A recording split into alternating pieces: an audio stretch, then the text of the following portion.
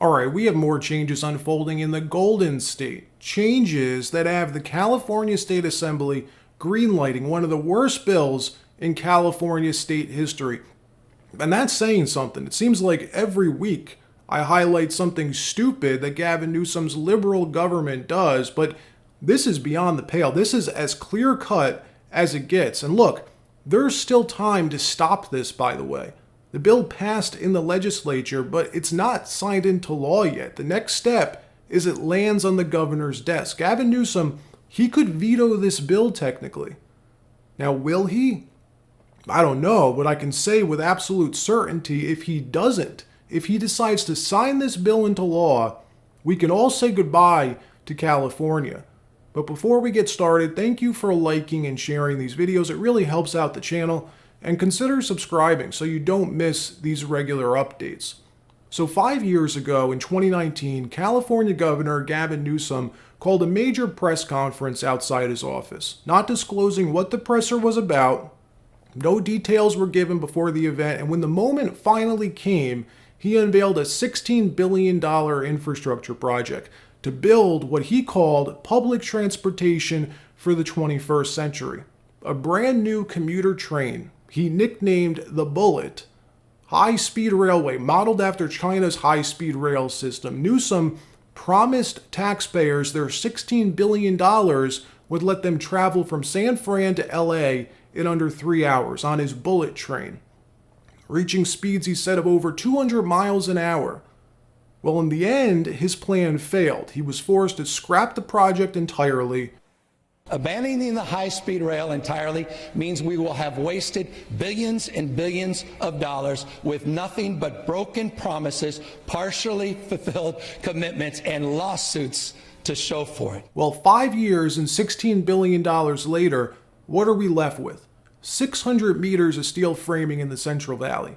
That's it. Newsom spent $16 billion of our tax money for 600 meters of railway.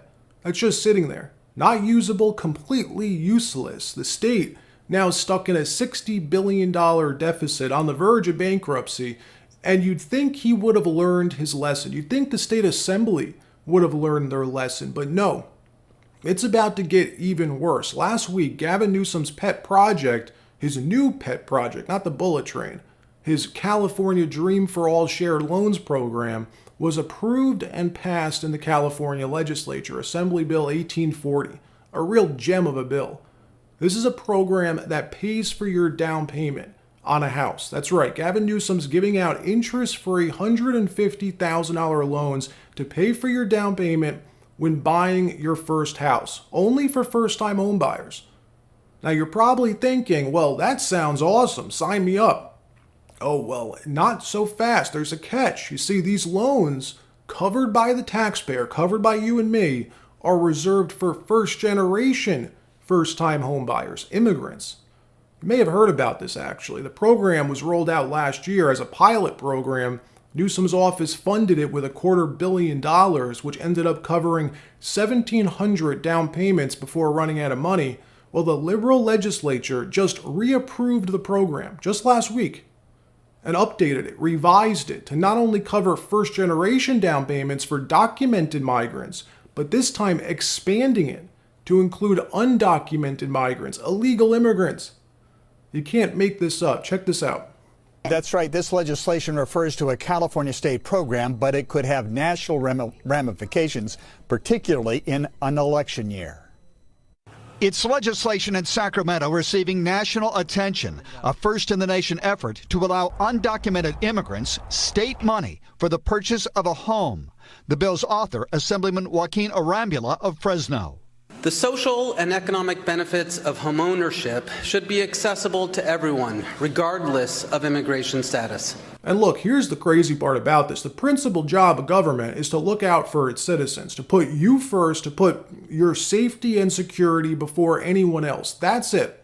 That's the job of our elected officials. Well, this is clearly not doing that. This gives illegal immigrants a competitive advantage over Americans. If you're undocumented in California, you have a free $150,000 interest-free loan for a down payment, gifted by you, gifted by Joe the taxpayer, Meanwhile, Joe the taxpayer is still working his ass off trying to save for a down payment. This is as clear-cut as it gets for the last 4 years from the top down, from the Harris-Biden administration down to these Democratic-controlled states. You don't come first. You come last to these people. And let me tell you something. If you think this is just another crazy California policy, you'd be mistaken. This bill, or a version of this bill, I believe is coming to the national stage if Kamala Harris wins in November. Now, why do I say this? How do I know this? Well, this weekend, Nancy Pelosi, former Speaker of the House, current California Congresswoman, slipped up when being asked about this. I'm going to play the clip for you. Now, this happened on the Bill Maher show, so I can't play the full clip, but I'll play the important part, and I'll add some context afterward. Watch this. The California lawmakers just passed a law. It hasn't been signed by Governor Newsom, but giving government assistance to undocumented immigrants to buy houses. Mm-hmm. That's kind of a different place than the Democratic Party used to be on immigration, is it not? I'm not going to say that's what the country's going to do, but that's certainly where California is. Well, let me just say, immigration had always been a bipartisan issue. I refer you to But not free houses. Well, that's not free housing. It's the American dream being available to more people. But California's always in the lead. Maybe others will follow that lead, but that's up to those states. But we're very blessed here with beautiful diversity. So you'd vote for this law? Excuse me? So you'd vote for this law? Well, I'm not familiar with exactly what it is, but making the American dream of home ownership available to all people is something we have to do for people who are here now. This is before your residency. This is undocumented. This is for the undocumented. Well, what I would like to do is move them to documented. So basically what they've done since Harris Biden were sworn in, they've opened the southern border, set up an infrastructure with these NGOs to help coordinate this massive flow, surge 10 plus million undocumented migrants into the United States. You can see it on this chart. And then finally, in one stroke of a pen, want to change them all from undocumented to documented. This is a long-term plan, folks. It's been in the works for years, and it is coming to fruition. Realize California is the testing bed for all these crazy ideas. They roll them out in Cali with Gavin's Democratic supermajority, see how it plays before deciding to bring it national. Well, Kamala Harris has already said her economic plan involves solving the housing crisis in this country, that her plan will help with down payment assistance. She's said that. You see what's happening here, right? You see the connection in her CNN interview, for example, last week, which, by the way, was her first interview since becoming the nominee. It took her 40 days to do that. Well, during it, when being asked about immigration, she said she wants to make the American dream available to everyone, not just U.S. citizens. Watch. What would be a tax credit of $25,000 for first-time home buyers, so they can just have enough to put a down payment on a home, which is part of the American dream and their aspiration, but do it in a way that allows them to actually get on the path to achieving that goal and that dream. So you have been vice president. This is the same language that's used in this bill, in Assembly Bill 1840. It wouldn't be a stretch, folks. California is where Kamala's from. She's close friends with Gavin Newsom. She's fully aware of this program. Now let's digress for a minute and circle back to Cali. It doesn't take a rocket scientist to figure out what this will do. It'll increase home prices even more, and it gives undocumented immigrants a competitive advantage over regular Californians. It rewards people who already cut the line entering this country. And now he's letting them cut the line again, putting regular Californians, tax-paying people who've been waiting and saving their money to buy a house to the back of the line. Look how tight California's housing market is. Take San Bernardino County. Currently today, there's only 6,300 active listings on the market. 6,300 homes for sale in San Bernardino County. In July 2019, there were 9,100. 30% more inventory pre-pandemic. How about Riverside County? Only 7,700 active listings today. Back in July 2019, there were over 12,000. How about prices? Let's go to the home value map in Snapforce. Your typical San Bernardino home listed for $553,000 today, when in July 2019, pre-pandemic, it was listed almost 50% less, only $372,000. If Gavin signs this bill into law, it will tighten the market even more. If you want to help your people, if you want to help your constituents, this is the last thing you do. Nancy Pelosi, she spelled it out for us. Programs like this encourage the flow to continue. Then this amnesty program that she mentions, that Kamala mentions as well, allows these illegal migrants to gain citizenship. Well, what happens when 20 million undocumented immigrants all of a sudden become citizens? What can citizens do? What would they be eligible to do? So don't for a second believe Kamala Harris, folks, when she flip-flops on national television claiming all of a sudden 8 weeks from November 7th, she wants to build Trump's border wall. Give me a freaking break. She's lying. In my opinion, she's a big fat liar. She's trying to win votes. There's no chance in a million years she's going to do that, but there's a good chance she'll push and support a version of AB 1840 on the national level. All right, that wraps up the news portion of this video. Now let me tell you about the sponsor for today, Gold Mining Inc., which is tied directly to this unbelievable moment we're all experiencing right now for gold. Here's their ticker symbol on your screen. And before we get started, let me just say, this is hands down one of the best gold mining companies I've presented to date, in my opinion. You're going to want to pay attention to this one. The spot price just hit a new all-time high. This is a full-fledged bull market for gold right now. So to find a company like this, Gold Mining Inc., in this market, priced like it is right now, I had to ask them to sponsor this video. $153 million market cap, $0 in debt. Yes, you heard that right. Zero debt, folks. $12.5 million cash on hand.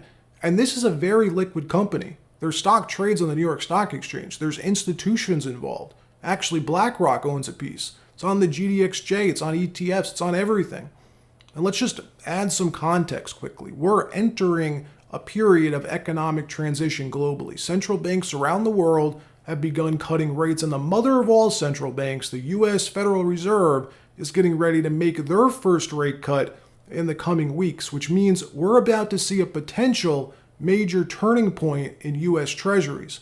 Higher volatility is likely, and with that, the world's largest investors, institutional money, does what? They look for safety. Well, the number one safe haven asset besides treasuries is gold.